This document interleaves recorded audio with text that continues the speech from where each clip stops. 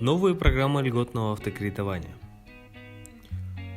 Всего на льготные автокредиты Министерство индустрии и инфраструктурного развития Республики Казахстан хочет направить 250 миллиардов тенге до 2027 года. 150 из них из госбюджета и еще 100 миллиардов из собранных в виде утильсбора оператором РОП. Государственные деньги для начала 30 миллиардов предполагается запустить в программу уже в 2022 году. В следующем гражданам выдадут еще 45 миллиардов, в 2024 – 50. Как рассказали в управлении автомобилестроения, вопрос с роповскими финансами пока решается.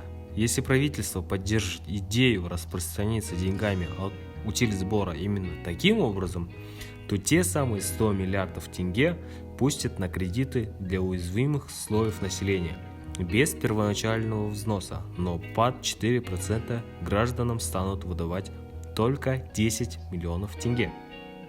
Впрочем, порог в виде тех же 10 миллионов хотят установить и для льготных автокредитов всем желающим.